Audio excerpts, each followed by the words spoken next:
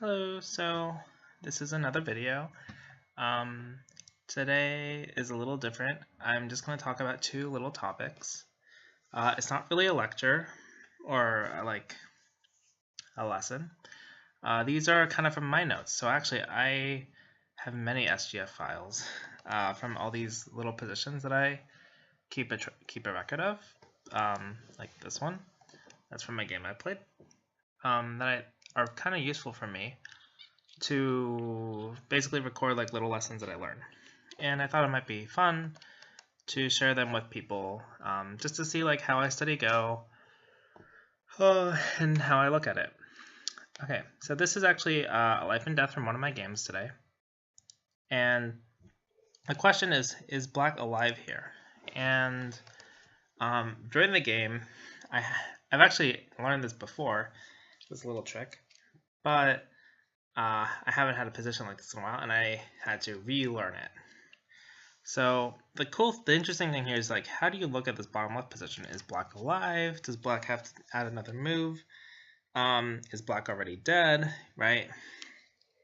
So there's the obvious stuff like, hey, there's an eye here, right? But is it two eyes or one eye? We don't know yet. And there's like a lot of little things you have to know. But the key thing I want to point out here, and this is kind of on the theme of it, I'm not going to talk about dissecting it completely. I'm just going to talk about a little trick, little tricks that might be useful.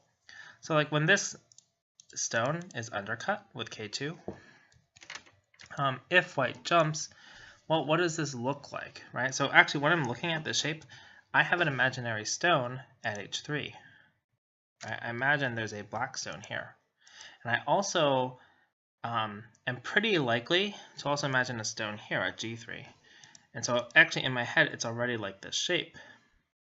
Well, if you already had stones here, then it's pretty obvious that Black can play at A or B to make a living group, right?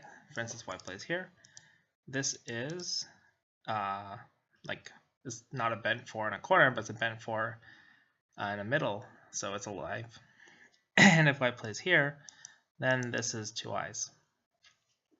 Okay, now let's see, why do I imagine two stones here?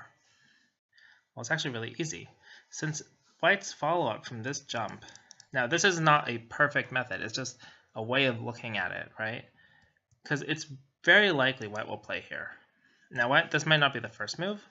I'm not saying like this is a perfect life and death technique. It's just like it's helpful to know this kind of sequence when you're trying to solve a position, is what I'm saying. So if white jumps here, black can push and then turn, and now we have A and B, or Miai, right? Or not Miai, but if you imagine black plays B, whoops, then black will have an eye at H5 and over at A. So at this point, the sequence that I think of first is actually white pushing here, and it doesn't really make sense here, but it makes the most sense in general. So black throws in, cover, and connect, and then we have this 4 shape again, and we have these two black stones. Now white could have, for instance, pushed here, but then we can imagine there was a stone in G2 because this will be Sente. And it's totally possible white could throw in, but actually even after this one black connects, if white breaks the eye, black can take, and if white connects, black can make a second eye. And if white connects, obviously, then we have this 4 shape. So the key takeaway here is at the very start, before anything is played, we can imagine a black stone at H3, and then we know that there's going to be a black stone, well, very likely at G3 or G2. We don't know which because it depends a little bit on the sequence. But if you already just know a stone is here at H3, in your mind, it makes it much easier to recognize that this is alive, right? So here, if white comes in, well, this is a living shape, right? And if white pushes here, still we have this 2-eye shape. Now, have to be a little careful. White can clamp in this case.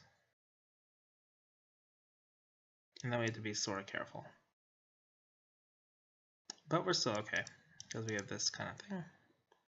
And we're fortunately have enough liberties that white can't squeeze us. So like I said, it's not a perfect method, but it's a method that I think is very common for like something you would want to read or give you a clue to like how alive is this shape. Okay. And this is built on this sequence or this position, which some of you might recognize from the very first AlphaGo versus AlphaGo Zero versus AlphaGo Master game. Because for a long time, and I'm not going to show you the actual situation here. I think it's Ko, but I'm not going to go through that. What I will say is, isn't it very tempting as black to play a stone here?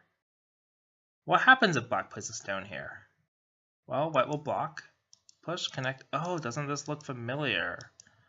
We have the exact same sequence. And because of this descending squeeze, we know there's a potential half I, or there's a half I, potential I at A11.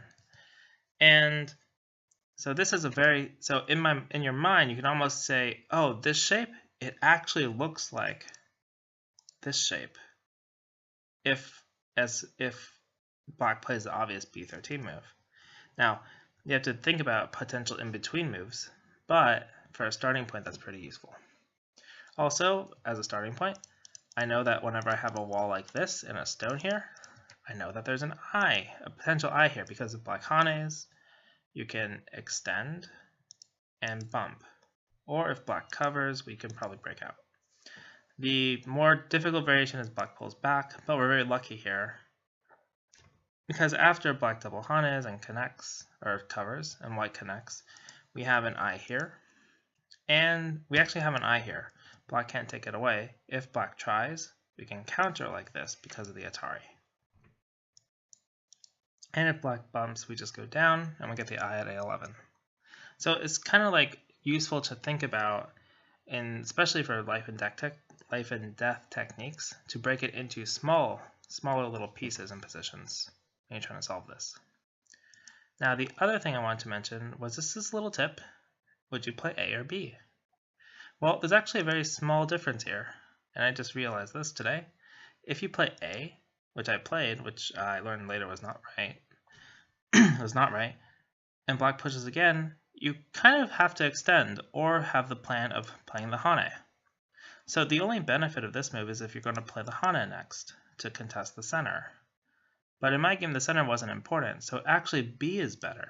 B might be like, wait, what does that matter? Black extends, white might still connect, but actually white doesn't have to connect. White can play R8, and this secures the side, right? You notice that in this shape, black can still approach here to reduce the side.